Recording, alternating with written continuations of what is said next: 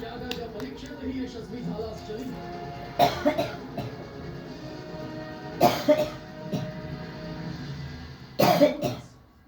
तू आता शाप नाही वरदान मिळण्यास पात्र झाला आहेस.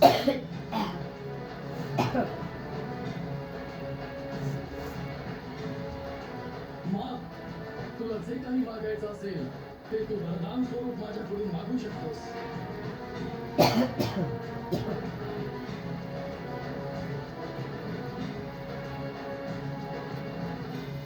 माग माझ्याकडून काय मागायचंय शिवर. मला माझ्या आयुष्याचा उद्देश समजावून सांगा. कोणत्या उद्देशाबद्दल बोलतोयस तू शनी. त्यासाठी सर्व जन्म देतात जो अमर आहे अजर आहे त्या परमात्म्याचं स्वरूप आहे. मला त्याच परमात्म्याचं म्हणजे परब्रह्माचं प्रत्यक्ष दर्शन घडवून द्या. मी तुला हे वरदान देण्याचा समर्थ आहे. माझं तेवढं सामर्थ्य आहे शनी की मी तुला परब्रह्माचं दर्शन घडवू शकेन.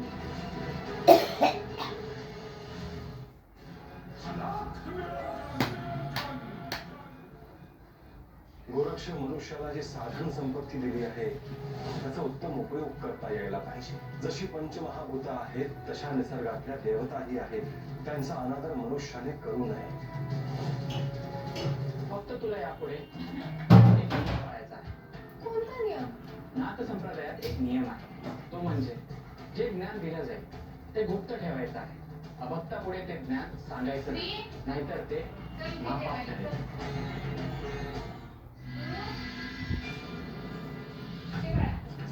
तू काय काळजी करू हा. नकोस.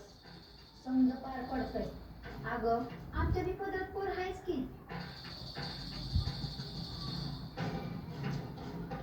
ते झालंच. राजवर जिला फुलासारखी जपली तिला देऊन टाकायची आहे. आता काय करायचं. समजांच्या वाट्याला ते झाड बघ.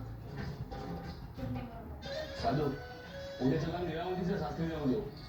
जाऊ की तू सांग नसतो.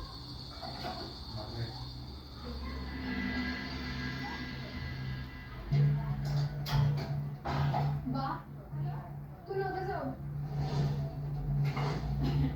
अगं असं बोलून चालते का. जावं लागलं.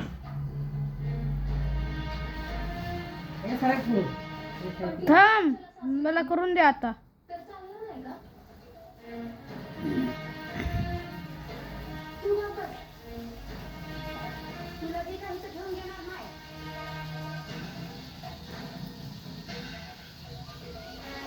ते आमचं काय ऐकता तुम्ही. तुम्ही जाऊ दे.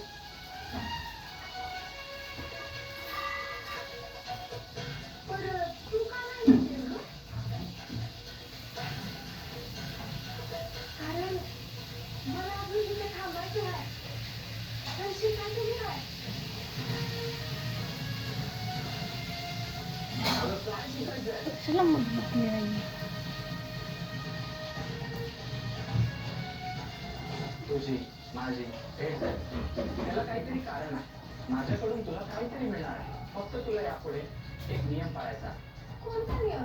नाथ संप्रदायात एक नियम आहे. तो म्हणजे जे ज्ञान दिलं जाईल ते गुप्त ठेवायचं आहे. अभक्तापुढे ते ज्ञान सांगायचं नाही, नाहीतर ते महापाप ठरेल.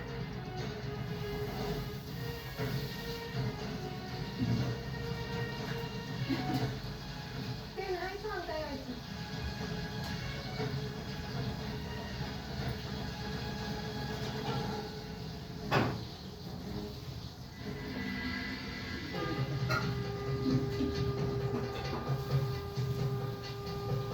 तुझं वेश पाहून तू नाच करता का.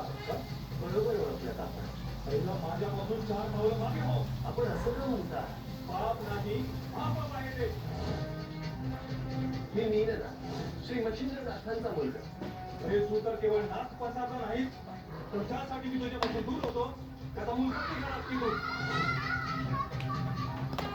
जो मच्छिंद्र जो स्त्री राज्यात राहायला गेला त्याने स्त्रीचा उपभोग घेतला त्याचा आम्ही आदर करायचा. त्याचा म्हटलं म्हणजे सरळ सरळ पाप आहे.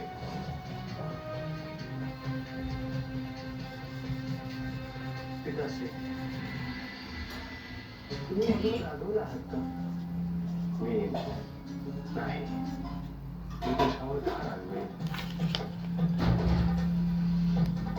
त्या दिवसापासून तुम्ही